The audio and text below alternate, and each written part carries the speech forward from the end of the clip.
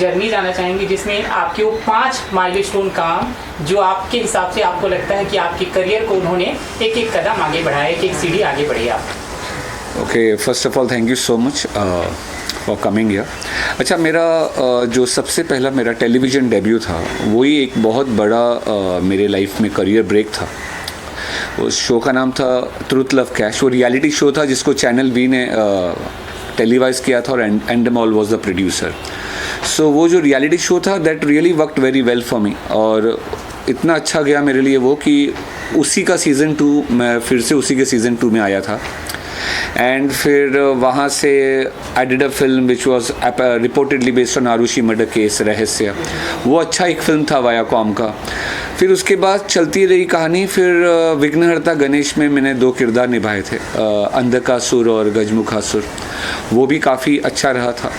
And फिर उसके बाद राधा कृष्ण में शिशुपाल का कैरेक्टर हो या अलादीन में हिब्लिस का कैरेक्टर हो, और फिर उसके बाद ये करते करते फिर राधा कृष्ण में शिशुपाल हो गया, और उसके बाद लॉकअप आ गया। और लॉकअप करने से पहले ही मैंने एल्बम किए थे, एक एल्बम की थी मैंने जोगन, वो हिट हो गई थी, और एक वेब सीरीज़ की थी किंग्समैन, वो हिट हो गई। और फिर लॉकअप के बाद मुझे लीड मिला स्वराज में, यूटी रोड सिंह के किरदार पर लीड किया मैंने। और फिर उसके बाद चलती रही कहानी, गॉड इज़ बिन काइंड, सब अच्छा चलता रहा।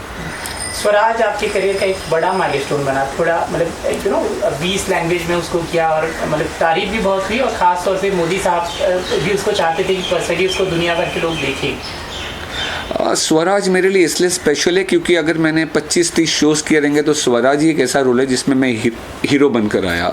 बाकी सभी शोज़ में मैं विलन रहा हूँ। सो जब स्वराज आया तो व्हेन दे कॉल्ड मी, कॉन्टिलो से कॉल आया कि तुम हीरो हो शो के, तो मेरे को बिलीव नहीं हुआ जब तक मैंने शूटिंग शुरू नहीं की।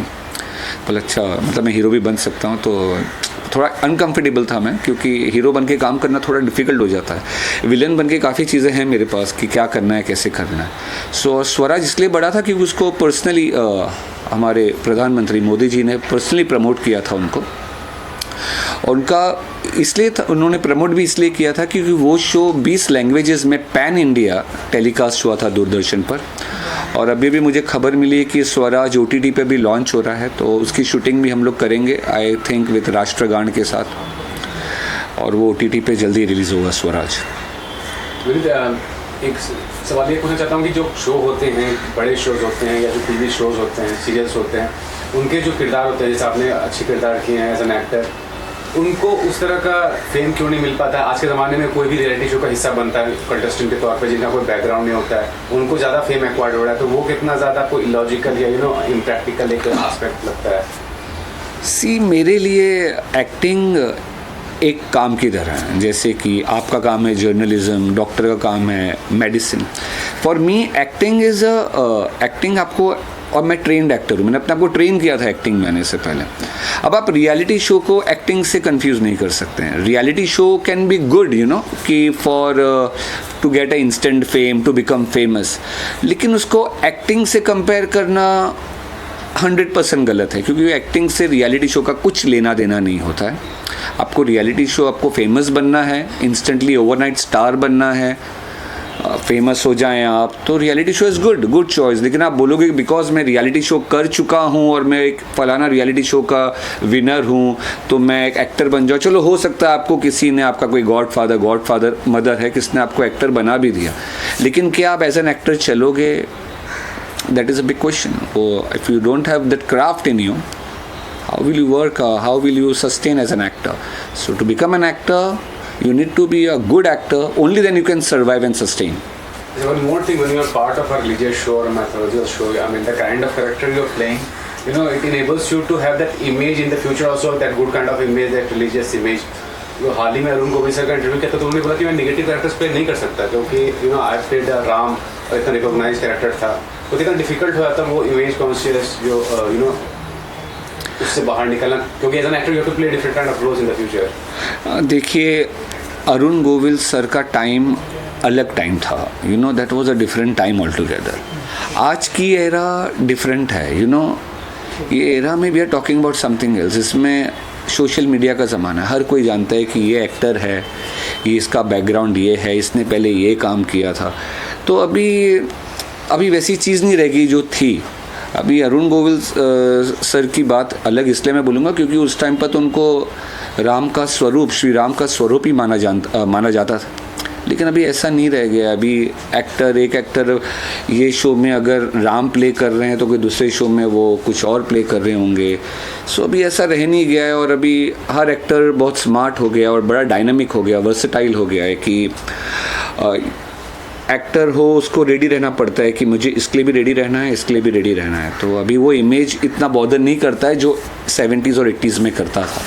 बट वाई सो कि अगर कोई एक्टर टेलीविजन में बहुत अपॉर्चुनिटीज है उसको, उसका नाम प्ले रहता है, फिल्म्स में ऑफर मिलना क्यों मुश्किल हो जाता है? क्योंकि काफ़ी कम ही लोग जो टीवी से फिल्म्स में बड़ा नाम शाहरुख सर हैं, इरफान सर थे, सुशांत था, काफ़ी मतलब कम लोग हैं जो इस्टेब्लिश हो पाए फिल्म इंडस्ट्री में। ऐसा क्यों होता है? अभी ऐसा क्यों होता है? आपके सवाल में जवाब था। आपने सुशांत सिंह राजपूत का नाम लिया। You know he came from TV and he made such a, he was so successful. It was unfortunate that we lost him. Otherwise, अब वैसा टाइम नहीं रह गया है ब्रो। अभी क्या हो गया है कि we live in a OTT platform. अभी OTT और टीवी और फिल्म सब एक ही हो गया। अभी आप वेब सीरीज़ देखो तो मैंने तो वेब सीरीज़ भी की है, तो मैं अभी ये नहीं बोल सकता हूँ कि टीवी का ट्रीटमेंट अलग है, वेब सीरीज़ का। सबका ट्रीटमेंट अभी लगभग ऑलमोस्ट एक जैसा हो रहा है। I am quite sure you must be knowing Animal was made, the entire movie was made just in 100 days। So अभी ऐसा कुछ नहीं रह गया। अभी आप if you are good enough to fit in a character, ऐसे देखिए मैं ये नहीं बोलूँगा कि सभी टीवी एक्टर्स सिनेमा में या मूवीज़ में हिट हो गए या दे बिकम मूवी स्टार्स, लेकिन ऐसे बहुत सारे टीवी एक्टर्स हैं who are doing very well in films and in OTT platforms in the web series. So abhi everything has become very concrete, मतलब क्या बोलेंगे उसको कि सब कुछ बड़ा ही composed हो गया है और एक बलून बन गया है जिसमें सभी हैं। तो अभी वो बोलना बहुत गलत रहेगा कि ये टीवी का ही है या वेब का ही है, ये माइथो का, ये सोशल का, ऐसा कुछ नहीं है। अगर आपने अच्छा ऑडिशन दिया है तो क्यों नहीं, like if you see so many actors, मैं सब इतने नाम लूँगा तो 2 दिन चले जाएंगे जिन्होंने टीवी से फिल्म में बहुत अच्छा they have mark there presence. Lastly, I want to ask, do you think Munawar was the right choice for being the winner for Lockup? Because the past controversy he have done and cheap publicity stunt, whatever he have done, was not justified. And in today's time, आज के ज़माने में बहुत सारे लोग का mindset ये होता है कि controversy create कर दो किसी भी तरह, they want to attend fame. तो वो mindset कहाँ तक आपको लगता है कि गलत है?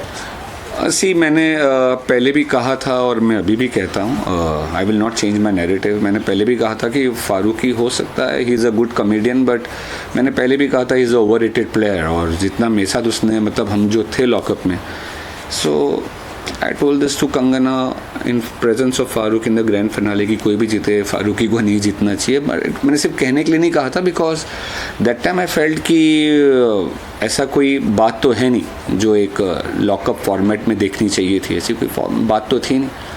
और हो सकता है he is a good comedian, मैं तो जानता नहीं था उसको लॉकअप में जाने से पहले। मनीष जी, मेरा एक सवाल है आपसे।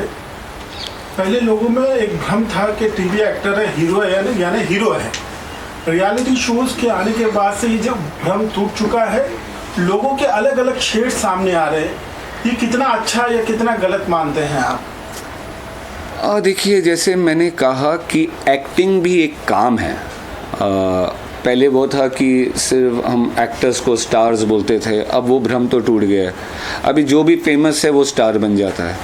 सो एक्टर का एक्टिंग एक काम होता है और वो उस फिल्म या वो टीवी शो तक ही रहता है। ज़रूरी नहीं है कि अगर वो एक्टर है या हीरो है किसी चीज़ में तो वो रियल लाइफ में भी hero. No, not necessary. Film हो या टीवी शो हो, आपको एक स्क्रिप्ट दी गई है, आपको आपका डायरेक्टर एक्सपेक्ट करता है कि आपको वैसी एक्टिंग करनी है, लेकिन इसका मतलब ये नहीं होता है कि आप रियल लाइफ में भी हीरो। और सही बात है, हमने देखा भी है जो लोग रियल लाइफ में हीरो बन के आते हैं, तो आप देख लीजिए वो सबके सब रियल लाइफ में हीरो नहीं होंगे। Not necessary. मैं नाम किसी का नहीं लूँगा, लेकिन असलियत तो आप जानते हैं कि जो ऐसे हीरो बनते हैं वो रियल लाइफ में कितना हीरो होते हैं। तो I wanted to say about Srimad Bhagavatam, religious, larger than life shows. How was this part of it? Okay, अगर मैं श्रीमद् रामायण की बात करूं So trust me, it is a big thing which is going to come on TV on 1st Jan, 9 PM on Sony TV. Trust me, it's a magnum opus. वो आज से पहले ऐसा रामायण आपने नहीं देखा होगा. इस रामायण में ऐसी बहुत सारी कहानियाँ हैं, ऐसे बहुत सारे किस्से हैं जो आज से पहले दर्शाए नहीं गए थे टीवी पर.